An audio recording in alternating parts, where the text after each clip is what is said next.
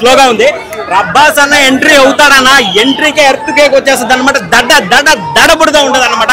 ఆ విధంగా ఉంది ప్రభాస్ సీన్స్ అయితే. ప్రతి ఒక్క సీన్ ప్రతి ఒక్క మెసేజ్ లాగా ఉంది అనమాట. మంచు విష్ణు పర్ఫార్మెన్స్ అయితే లాస్ట్ హాఫ్ అన్ అవర్ లో ఇచ్చి పడేసాడు. కళ్ళు బీకి శివయ్యకి ఇవ్వడం అనేది వాళ్ళకి అయితే మెస్మరైజింగ్ పర్ఫార్మెన్స్ అన్న. నేను ఈ విధంగా ఉంటే సినిమా నేను ఎక్స్పెక్టేషన్ పెట్టుకోలేదు. సినిమా అయితే చాలా బాగుంది. భక్తిరథ చిత్రం అన్నమాట. ప్రతి ఒక్కరు చిన్నపిల్లల నుంచి పెద్దోళ్ళ దాకా ప్రతి ఒక్కరు ఈ సినిమాని చూడండి. మంచు విష్ణు ఫ్యామిలీ ఏదన్నా మంచి చేసిందంటే ఈ కన్నప్ప సినిమా నిర్మించడమే. చాలా అద్భుతంగా ఉందన్న. అసలు ప్రభాస్ చూడటానికి 2 కళ్ళు సరిపోలేదు అనమాట. అలాగే అక్షయ్ కుమార్ కానీ మోహన్ లాల్ పాత్ర కానీ ప్రతి ఒక్కటి చాలా బాగుంది. BGM especially highlight. సినిమాకి ప్రభాస్ అన్న ఎంట్రీ అవుతాడు. అక్కడి నుంచి కథ వేరే లెవెల్లో ఉంటుంది. వేరే వరల్డ్కి తీసుకొని పోతాడు.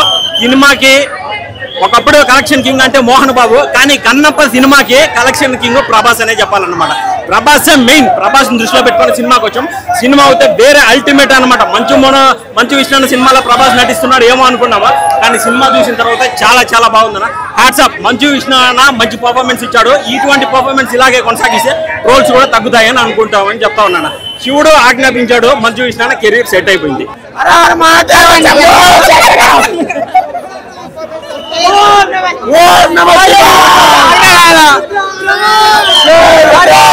చెప్పని అన్నా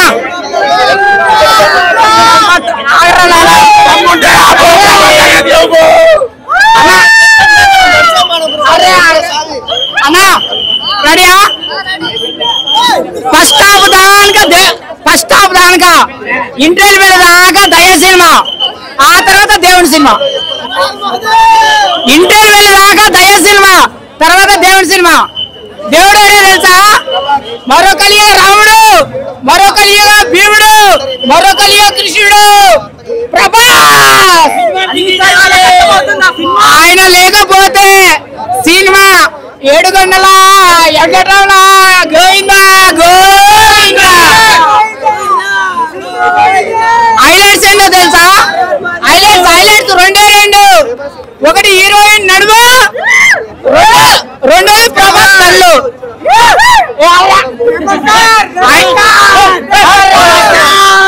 ఒకటి హీరోయిన్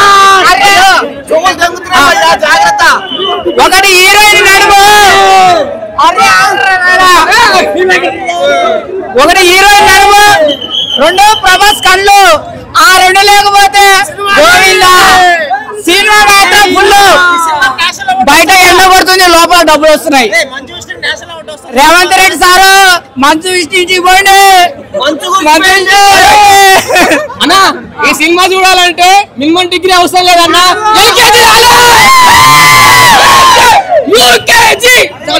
ఉంటే లాస్ట్ 30 minutes పట్టుకెళ్ళిపోయింది సినిమా అంతే.